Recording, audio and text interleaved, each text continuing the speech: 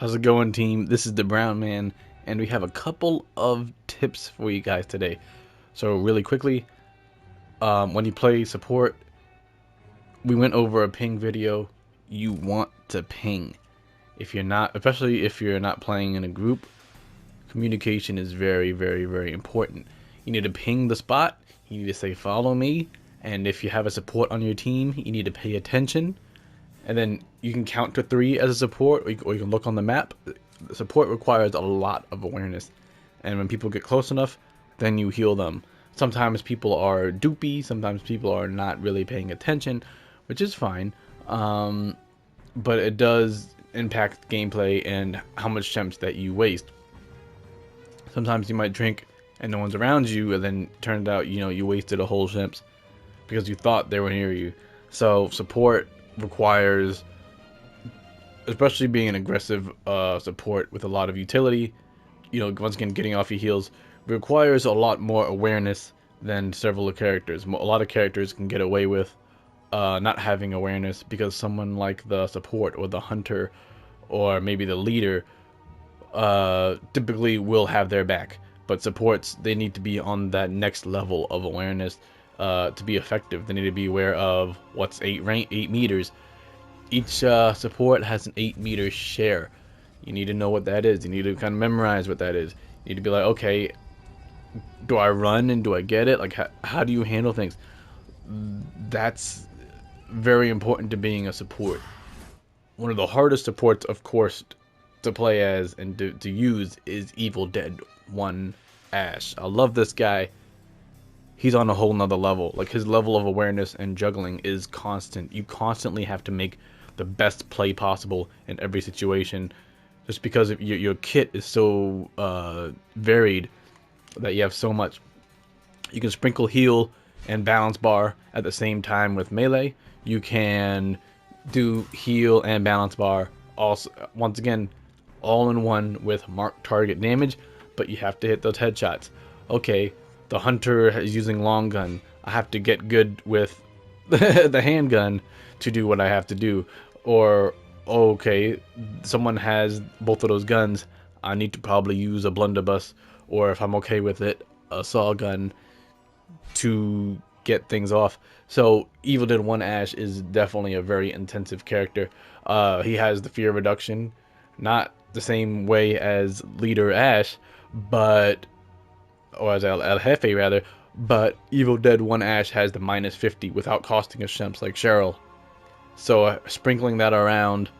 Also, what you can do is if you're by your team, and then as soon as you get demon dashed, you can actually just use your ability, and that actually could spare some possessions going into that. The other thing is, once again, you need to hit those headshots. Those headshots are very important. Maybe not so on, we'll say a leader, I mean more so a warrior build, but when you have Annies, when you have hunters, when you have just people, going for the gun damage, that headshot is great. And that's why, once again, he also is part leader, because he also has the Annie part where he has it's not a 25% buff, but it's a 20% buff. And it doesn't seem like much on him, but in some of my videos, I was able to actually melt possessed basic units because I was chaining headshots. Or there was one, I actually did a compilation for Evil Dead 1 Ash, and I was chunking the shit out of this Evil Ash just because of the headshots. And you invest into damage, he can get quite overwhelming. I will admit, he can get quite overwhelming on his own, but once again, he requires the constant choice of what's best for the team. Mark target, alternative healing. Mark target, alternative healing. How do we use everything? Is just so situational with him, but he has multiple tools for each situation, but you have to choose them effectively, and there is no way to actually for me to actually help you out with that. You have to play the game, play Evil Dead 1 Ash, and get a feel for that. That's just how it is. He's the kind of guy that he requires so much input and to consider so many variables and working at the same time.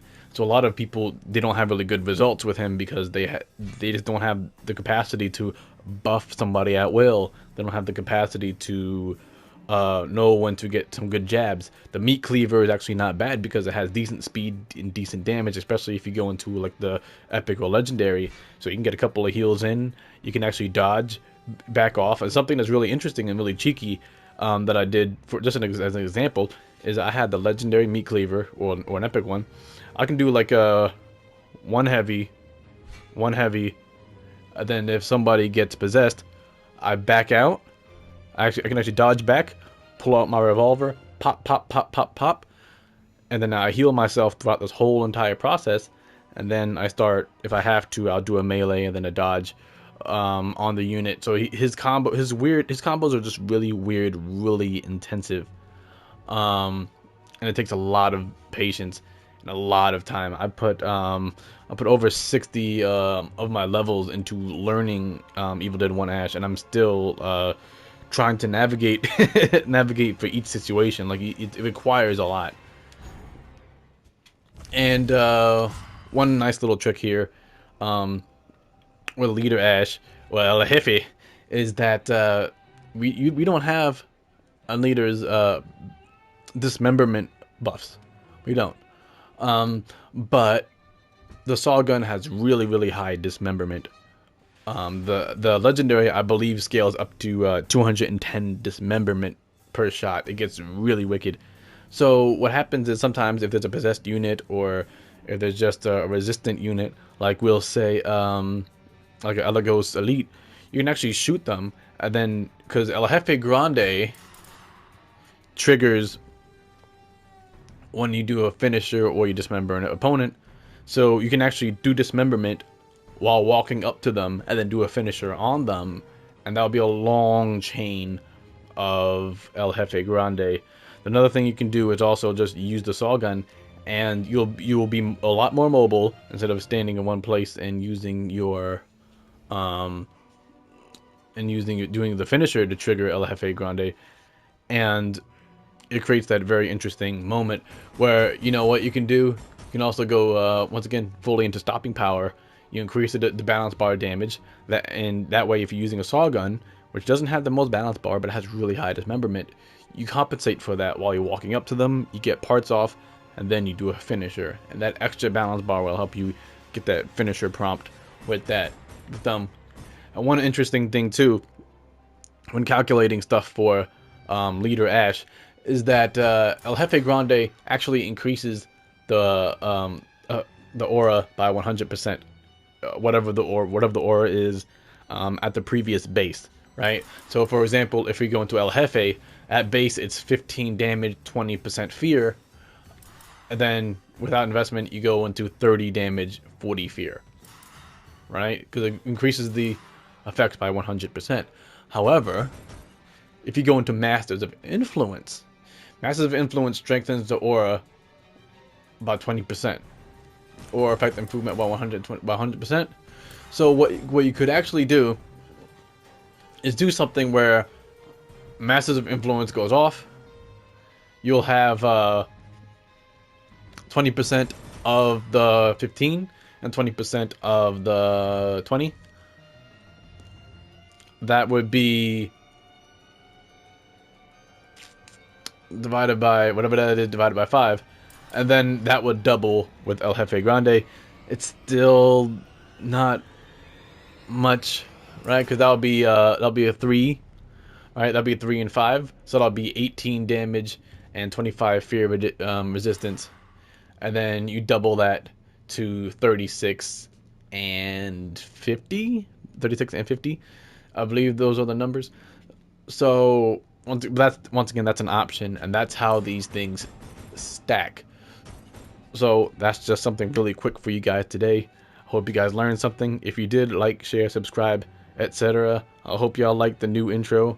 I'm loving it. This is only level 1 of the intro, and when we have some more games under our belt using the capture card, we will have tier 2 or level 2 of the intro, because we are expanding, revamping. We are going up, baby. Be safe and have a good one.